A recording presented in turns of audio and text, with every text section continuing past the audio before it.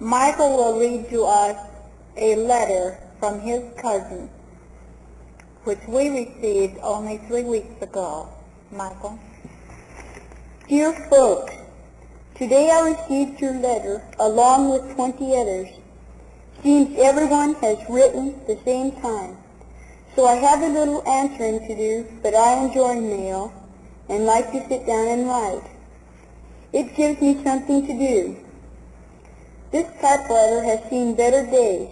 It wants to misspell and has a funny E, so please bear with me.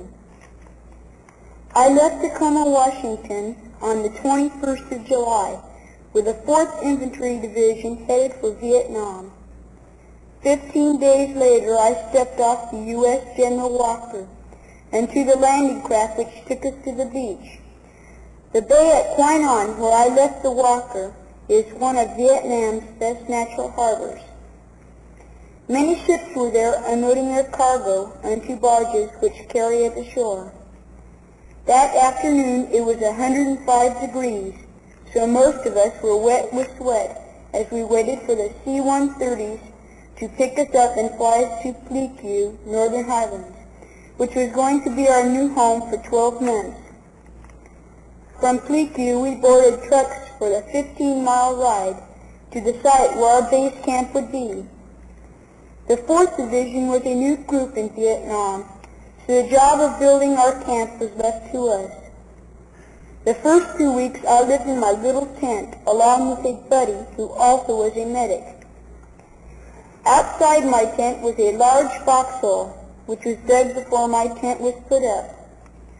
No one said anything about the hard rains which usually hit every night, so my first night the water almost washed me out of my tent. But the next day a trench was dug, and from then on the water didn't bother us.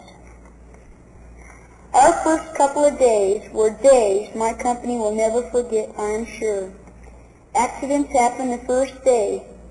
A fellow shot a buddy while cleaning his pistol. The bullet went into his head, killing him instantly. A few days later, a sergeant was pinned between 2 trucks, and he died from internal injuries. Some cargo fell on an officer, and he passed away in the hospital. Everyone felt bad about the accidents and hoped no others would happen. Every night, our mortar guns fired, keeping me awake most of the night. A mile or so away, another outfit, the 25th Division, had their artillery guns, 105 howitzers on up to 8-inch guns, and they also rang out at night. After a week of night firing, I got so I could sleep some, but our mortar guns were no further than 400 feet from my tent, so I heard every fire mission they'd fired. In the daytime when they fired, I could see the explosion as the shell hit.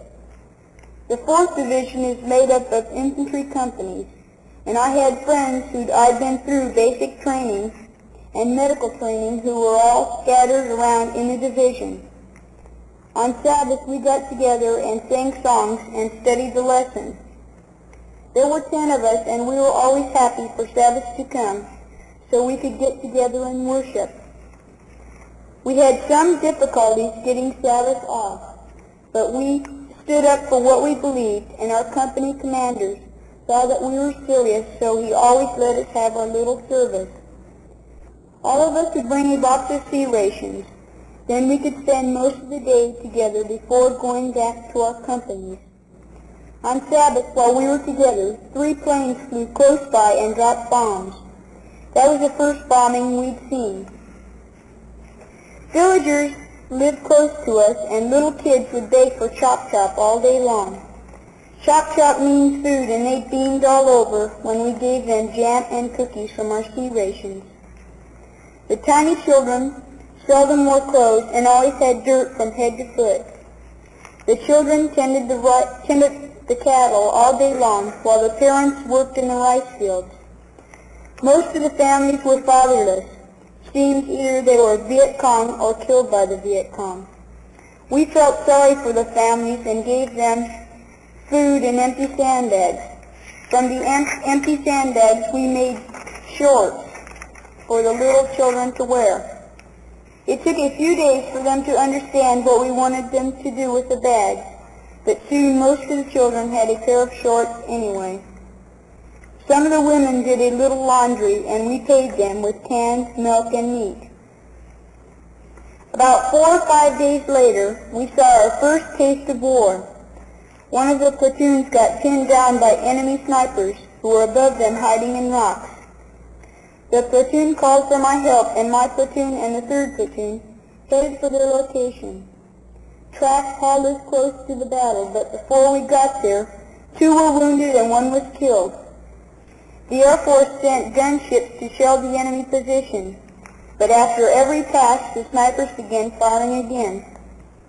I was with the 2 platoons that came to help, but the captain held us back and told the platoon to pull back so the jets could bomb the hillside.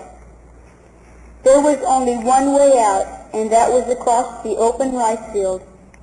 As the platoon started out, the 2 platoons I was with gave the enemy everything they had, and soon the entire platoon was safe with us behind a large growth of bamboo. Our tracks with machine guns and 106 jeeps lined up and fired while we waited for the helicopters and jets to return. Soon the helicopters were firing rockets and machine guns as they made large circles over the enemy position. The tracer bullets looked like balls of fire passing through the air, and the rocks made loud booms as they broke the sound barrier and again as they hit. It was something I'll long remember. The first couple of weeks that followed, I ran a dispensary for the villagers. Mothers brought small children with cut hands and swelled feet. I did the best I could, and each day there were more patients. One morning an old lady came in with a bad headache, so I gave her some aspirin. She still held out her hand for some more, because it probably still hurt. So I told the interpreter it would be a few minutes before it felt better. One small girl had an abscess on her head. It looked all infected and she had dirt packed on it. I talked to the aid station and they sent some syringes out the next day, so I gave her a shot and it got better. I left before it was all healed and often wonder how she is now. It was a real experience helping those villagers. Another day a lady had a backache, so I gave her some salt tablets and she went away happy. As I was treating them, guards were close by with weapons, but I always smiled and acted friendly, so they didn't fear us. Things were quiet for a few days, then our captain said we'd be going out for 5 days.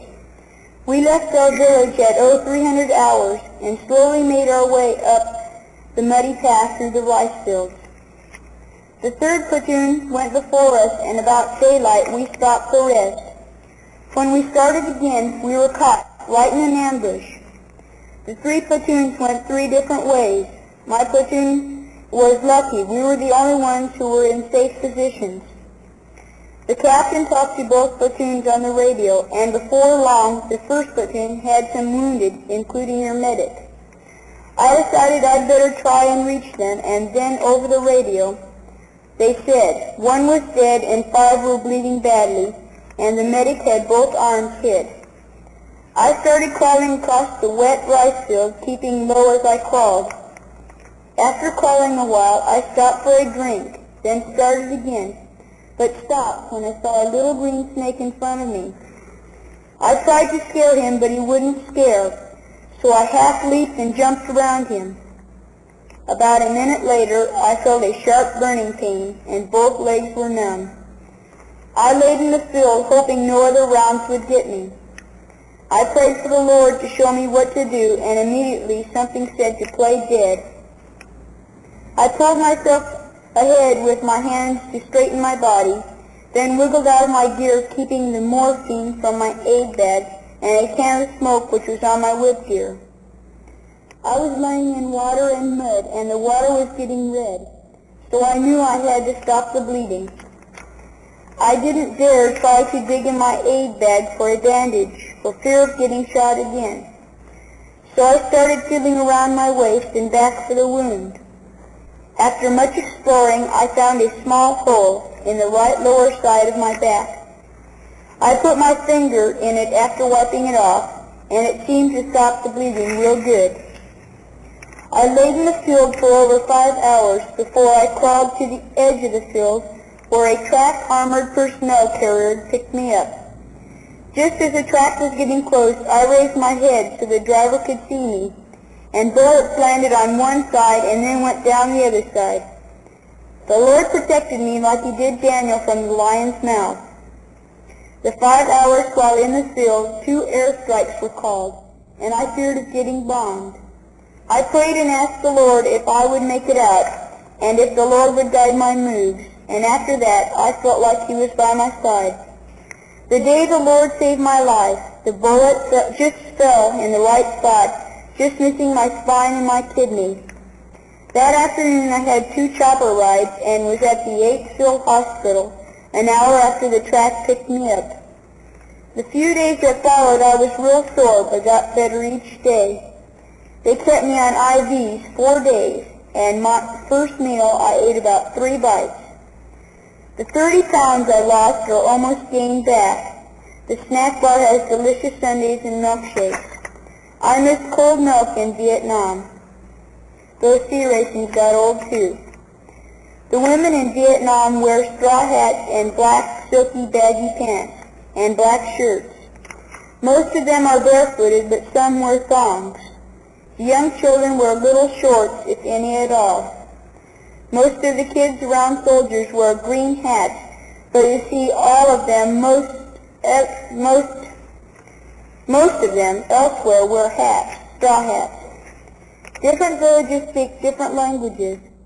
Most of the villages have a school.